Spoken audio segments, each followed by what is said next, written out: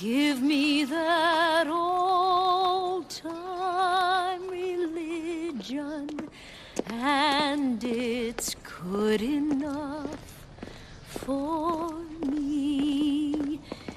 It was good for old Jonah. It was good for old Jonah. It was good for old Jonah, and it's good enough for me. Give me that old-time religion. Give me that old-time religion. Give me that old-time religion, and it's good enough. Good morning, young ladies and gentlemen. Morning. And visitors.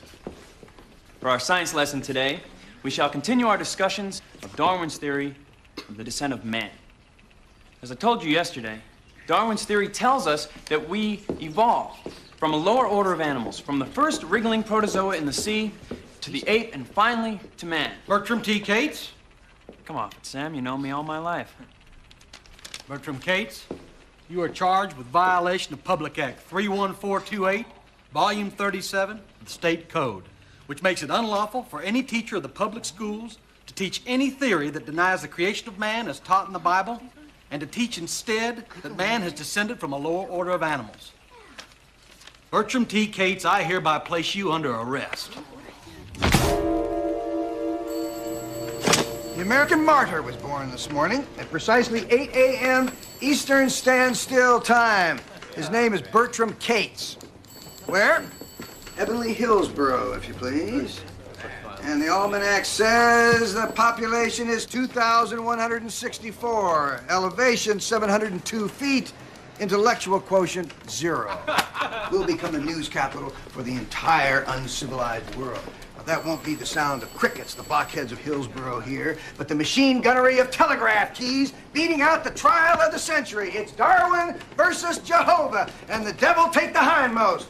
Now, get me a ticket on the next train out. Everybody just calm down. Listen to this. Monkey shines in Hillsboro. The monkey trial. I'm telling you, the whole world is laughing at us. Look, here's another one. This was from Chicago. Heavenly Hillsboro. Does it have a hole in its head? Or is its head in a hole? Now, I'm telling you, we've gone too far. Oh, let them laugh.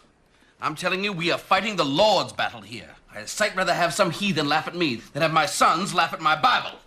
They mocked the Lord, too, didn't they? And they spat upon him, and he turned to them his other cheek. Oh, look, Reverend, we don't want to smite them back. We just want to make them stop. Tom, you're the prosecuting attorney. Isn't there something we can do? In view of my position, I hardly think it ethical to express my opinion. Well, maybe you ought to go back to law school, then. I mean, what do we care what a bunch of city fellas and foreigners think? You ever had a Frenchman stay in your hotel? And what about you, Joe? When was the last time you sold a pound of grits to some fancy man from New York City? Now, hold on. Friends. As you know, I deal in figures. Counts, checks, balances. My bank operates on a principle of practical reality, and so do I. Are you aware, my friends, that the great universities will consider applicant students from our state ineligible because of this law? Now, I don't know whose idea it was to hang a shingle on Hillsboro spelling horse and buggy, but as for me, I won't invest in antiquity. I want my banks holding credit in New York, Pennsylvania, Illinois. And I may want my son to go to Yale. Now, I believe in, as much as anyone in this room, in a basic fundamentalist interpretation of the Bible. But we can't close our eyes to all progress. Brady volunteers to prosecute a monkey trial. Matthew Harrison Brady. God's his sinner's right hand. Matt Brady, looks like I'll be working with him. They'll come pouring out of the hills. Town will fill up like a rain barrel in a flood. It'll be bigger than the state fair. They're gonna need places to sleep. All those people, they gotta eat. This will put Hillsboro on the map of this country. We must give thanks unto the Lord. Let us pray. You better start praying, son. Imagine Matthew Harrison Brady coming here. I voted for him for president. Twice.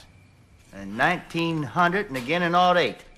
I wasn't old enough to vote for him first time he ran, but my pa did. Seen him once at Chautauqua meeting in Chattanooga. When he spoke, the tent pole shook. Who's your lawyer gonna be, son? I don't know yet. Some organization in New York is supposed to be sending somebody. Yeah, he better be loud.